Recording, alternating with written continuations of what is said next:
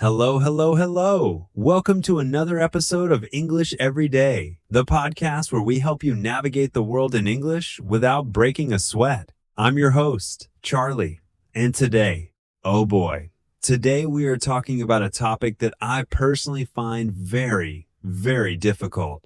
Hi everyone, I'm Mia. Charlie, you sound a little tired today. Is everything okay? Mia, I am exhausted. My weekend was a disaster. I had a full plate of work, but then my cousin called and asked me to help him move furniture. Then my neighbor asked me to watch his dog. I wanted to say no, but I didn't want to be rude. So I said yes to everyone. I missed my family dinner. I worked until 2 a.m. on Monday, and I feel completely overwhelmed. That sounds terrible, Charlie. Many of our A1 and A2 learners feel the same way. When you are learning English, it feels easy to say yes, but saying no feels scary. You don't want to sound mean, right?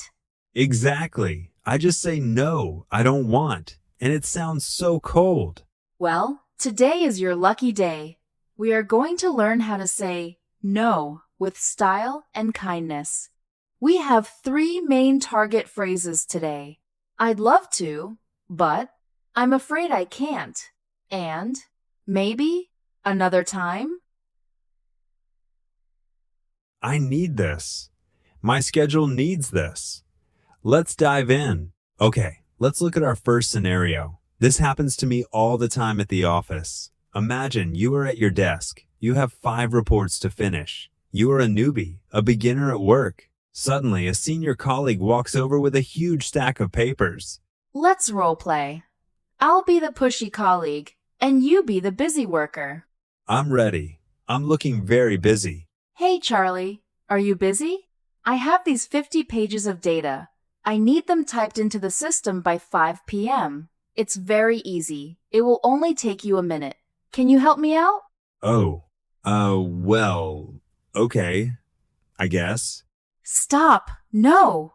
Charlie, you just made your life harder. You didn't use the vocabulary. Remember, you have a full plate. Right, a full plate. Like at a buffet where there's too much food?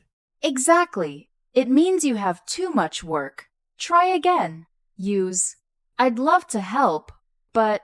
Okay, let's try again. Charlie, come on, just do these papers for me. It's fast. Actually, Mia, I'd love to help, but I need to finish this report first. I have a full plate right now. Much better. You acknowledged my request with I'd love to help, but you gave a clear reason. It's professional. Now, let's practice that phrase, I'd love to, but a few more times. Charlie, if I ask you to go to a meeting for me, what do you say? I would say, I'd love to, Mia, but I have an appointment with a client at that time. Perfect. What if I ask you to fix the coffee machine? I'd love to, but I am really overwhelmed with these emails right now. You're getting it. When you say I'd love to, it shows you are a team player. But the but sets the boundary. In an office, people respect someone who knows their limits. If you say yes to everything, your work quality drops because you are too overwhelmed. That's so true. When I have a full plate, I make mistakes. So I'd love to, but is my shield.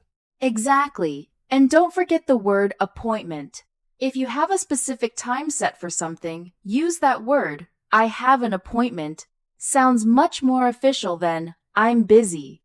I'd love to, but I have an appointment. Got it. It sounds like I'm a very important person. You are. Your time is important. Let's practice the full plate idiom one more time for our listeners. Listeners, repeat after me. I have a full plate. Great. Now combine it. I'd love to, but I have a full plate today. Okay, the office is one thing, but friends, that's harder. My friends are so energetic. Last Friday, my friend Sarah called me.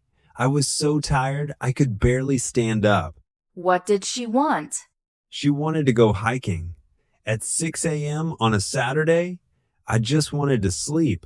But she kept saying, "It's going to be beautiful. Don't be boring." This is where we use our second target phrase, I'm afraid I can't. This sounds a bit more formal, but in English, I'm afraid doesn't mean you are scared of a ghost. It means, I am sorry to tell you this disappointing news. Oh, so I'm not scared of the hiking trip? No, no. It's just a polite way to soften the no. And then, you use the soft cushion the rain check. A rain check? Is that about the weather? It comes from baseball. If it rains and the game is canceled, they give you a ticket for a future game. In conversation, taking a rain check means, I can't do it now, but please ask me again later. I love that. It shows I still like the person. Let's role play. You be the pushy friend. Charlie, pack your boots. We are climbing Devil's Peak tomorrow morning. It's going to be amazing. You're coming, right? Oh, Mia, that sounds like a great trip. But honestly, I'm afraid I can't make it this weekend. I've had a long week and I'm totally overwhelmed. Oh, come on. Just for 2 hours. I really need the rest, but can I take a rain check? Maybe we can go next month? Brilliant. You used I'm afraid I can't to be polite, and the rain check to keep the friendship strong. It feels much better than saying no, hiking is tiring. Exactly. Let's try another one. Imagine I invite you to a loud party, but you have a headache. I'm afraid I can't come to the party, Mia. Can I take a rain check? Let's grab coffee next week instead. See? You are suggesting a new appointment. It shows you care. Let's focus on that word overwhelmed again. When do you feel overwhelmed, Charlie? Usually when I have too many tasks and not enough coffee, I feel like my brain is exploding. For our A1, A2 learners, overwhelmed is a great word. Instead of saying, I am very, very, very stressed, just say, I am overwhelmed. It explains why you are saying no. I'm afraid I can't. I'm a bit overwhelmed right now. Maybe another time? Perfect. Maybe another time is our third target phrase. It's short, it's sweet, and it's very effective. Now, what about strangers? Sometimes I'm at a business dinner or a networking event, and someone tries to sell me something I don't want, like insurance or a partnership that doesn't fit. This is the classy rejection. You want to be very firm but very polite. You don't need to give a long excuse to a stranger. You just need to show you appreciate their time. Appreciate. That means to say thank you for the effort, right? Yes. Even if you don't want the product, you appreciate the offer. The phrase is, I appreciate the offer, but. Let's try. You are a salesperson at a business mixer. Hello, sir.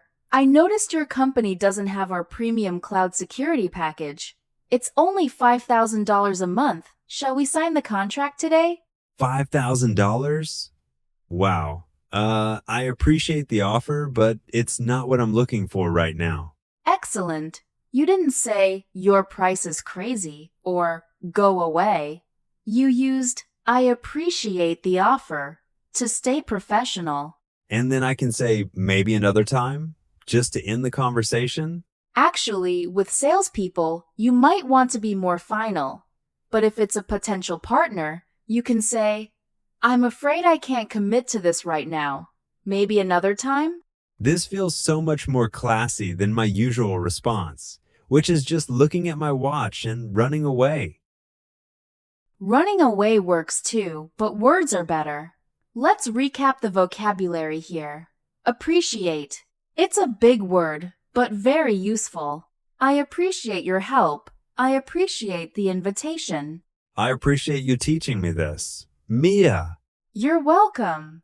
Remember, the goal isn't just to say no. It's to manage your full plate so you don't get overwhelmed.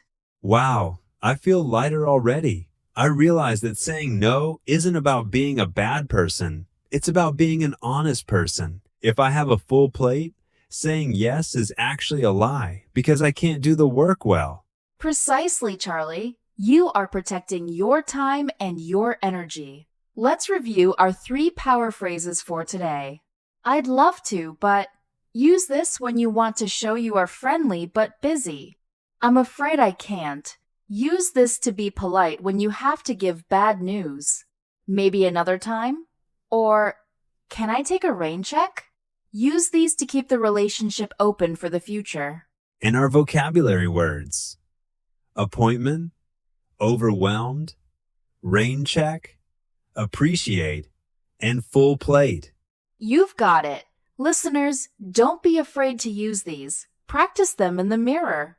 Thank you for joining us today on English Every Day. We want to hear from you. Have you ever had a hard time saying no? Or did you use one of these phrases successfully? Leave a comment below and share your rejection successes stories. We appreciate you listening. Until next time, keep your plates manageable and your English flowing. Bye-bye. Goodbye.